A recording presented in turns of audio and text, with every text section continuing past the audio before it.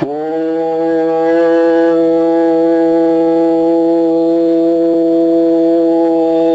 ஈஸ்வரா.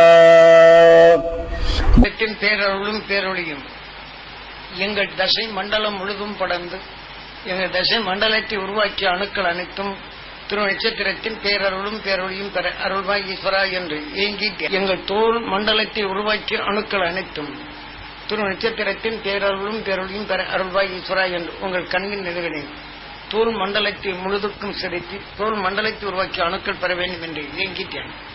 இப்போ அந்த உடல்களில் அந்த தோல் மண்டலத்தில் உருவாக்கிய அணுக்கள் திரு நட்சத்திரத்தின் பேரொழி பெறும்போது உங்க உடல்ல ஒரு பெரிய வெளிச்சமே வர மாதிரி, உடலிருந்து ஒரு வெளிச்சங்கள் வர்ற மாதிரி பேரொழி இழுத்து உங்களுக்கு பெரிய பாதுகாப்பாக விஞ்ஞான அறிவிலால் வரும் தீமைகள் இருந்து நீங்கள் விடுபட்டு நல்ல உணர்வுகளை வளர்த்துக் கொள்ள இந்த சந்தர்ப்பம் உங்களுக்கு வரும். பேரருளும் பேரொழியும் எங்கள் தோல் மண்டலத்தை உருவாக்கிய அணுக்கள் அனைத்தும் திரு நட்சத்திரத்தின் பேரருளும் பேரொழியும் பெற அருள்வாய் ஈஸ்வரா என்று ஏங்கி ஈஸ்வரா குருதேவா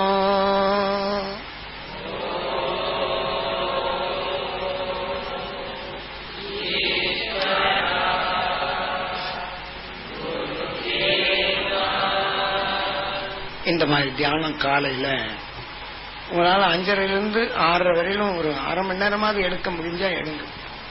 இது முக்கியமான நேரம். இது கூடுமானவரையும் படுத்தோன்னு குளிக்கணும் அது இருக்கணும் ஒன்றும் வேண்டியில்லை. நீங்க இந்த உணர்வை சேர்த்து தீமைகளை தொடக்கிறீங்க. இந்த மாதிரி செய்துட்டு அடுத்து நாம் எதை எண்ணணும்? நாம் பொருளிலிருந்து செயல்படும் சக்தி பெற வேணும். எங்கள் குடும்பத்தில் அனைவரும் இந்த பொருளிலிருந்து செயல்படும் இந்த சக்தி பெறணும். கனி போன்று அதாவது நாம் பார்க்கும் குடும்பம் எல்லாம் பொருளறிந்து செயல்படும் சக்தி பெறணும் அப்படின்ட்டு நாம் அதாவது எங்கள் குடும்பத்தில் பொருளறிந்து செயல்படும் சக்தி பெறணும். கனி போன்று சுவையான சொல்லும் செயலும் நான் பெறணும். எங்கள் குடும்பத்தில் கனி போன்று சுவையான சொல்லும் செயலும் எங்கள் குடும்பத்தில் அனைவரும் பெறணும். நாம் பார்க்கும் குடும்பம் எல்லாம் அந்த கனி போன்று சுவையான சொல்லும் செயலும் பெறணும். ஏன்னா எல்லாத்தையும் பார்க்கிறோம், அவங்களுக்கெல்லாம் நல்லதாகணும்னு நினைக்கிறோம். அவங்க கிட்ட குறைபாடுகள் நமக்குள் விடாதபடி தடுக்கிறோம். தெய்வீக அன்பும் தெய்வீக பண்பும் தெய்வீக அருளும் பெற வேண்டும். தெய்வீக பண்பும் பெற வேண்டும். நான் பெற வேண்டும். என் குடும்பத்தில் அனைவரும் பெற வேண்டும். நான் பார்க்கும் குடும்பம் எல்லாம் அந்த நிலை பெற வேண்டும். இது ஒரு வழக்கமா வச்சுக்கணும். இப்ப நீங்க தொழில் செய்யறீங்க, அந்த தொழில் செய்கிற இடங்கள் எல்லாம் இந்த சக்தி பெற வேண்டும். நம்மகிட்ட தொழில் செய்யறவங்க எல்லாம் அந்த தெய்வீக அன்பும் தெய்வீக பண்பும் தெய்வீக அருளும் பெறணும். தெய்வீக அருளை பெற வேண்டும். இதே மாதிரி எண்ணி பழகணும். அடுத்து தங்கம் எப்படி மங்காது இருக்குதோ, ஏதாவது குறைபாடுகளையோ மற்றது குறைகளை கண்டா என் மனசு மங்காத நிலை பெறணும். தங்கம் எப்படி அந்த வலிமை பெறுதோ இதே போல என் மனது தங்கத்தை போல வலிமையாக மனம் மங்காத அந்த அவசியத்தை நான் பெறணும். எங்க குடும்பத்தில் அனைவரும் அந்த நிலை பெறணும். நாம் தொழில் செய்யும் இடங்களிலும் இந்த நிலை பெறணும். நாம் பார்க்கும் குடும்பம் எல்லாம் அந்த நிலை பெறணும்.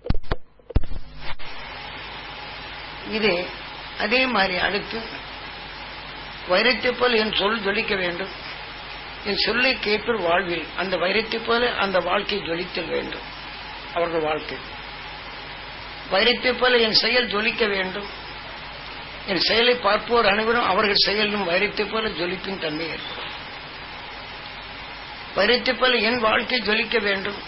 இதே போல நான் பார்க்கும் குடும்பம் எல்லாம் வைரத்தை போல அந்த ஜொலிப்பாக வேண்டும்.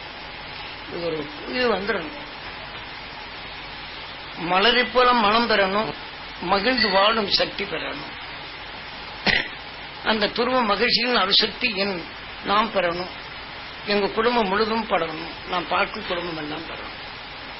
இது ஒரு காலையில் இது ஏகாதசி விரதம் என்று கூறும். ஒரு 10 நிமிஷம் ஆனாலும் 10 நிமிஷம் பகமையை நீக்கி ஏகாதசி 10வது நிலை அடைக்கூடி இது விரதம்.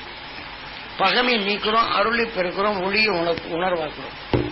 இது 10. இதுதான் ஏகாதசி விரதம்னு சொல்லுவாங்க. மாசம் ஒரு நாள் நாம தினமும் இந்த ஏகாதசி விரதத்தை இருந்தாகணும். இது ஒரு பழக்கத்துக்கு வரணும். நாம் சாந்தமும் ஞானமும் விவேகத்துடன் வாழும் அந்த அருசக்தி நான் பெறணும். என் குடும்பத்தில் அத்தனை பேரும் அந்த நிலை பெறணும். இது ஒரு பழக்கத்துக்கு வரணும்.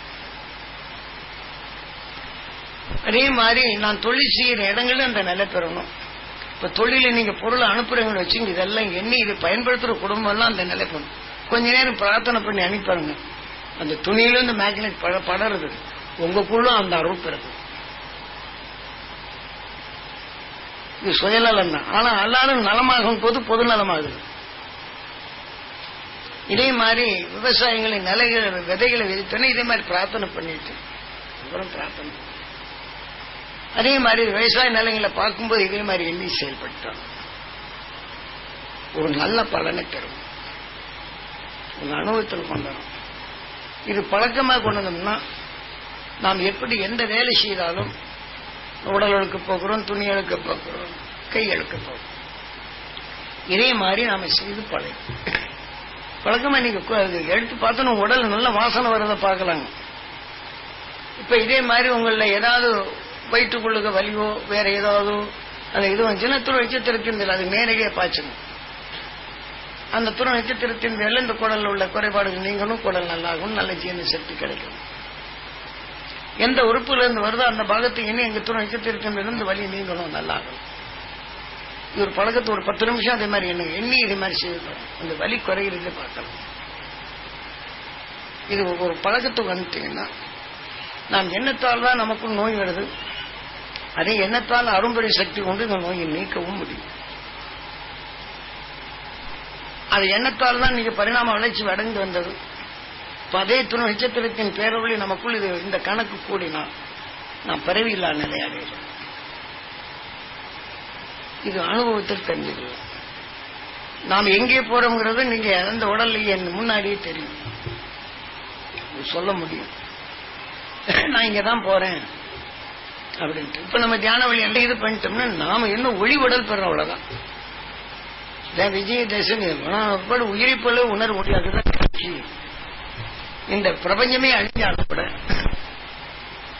நாம இந்த சுர நட்சத்திரம் அழியறதில்லை. இது நம்ம ஒரு பழக்கத்துக்கு வந்துடும்.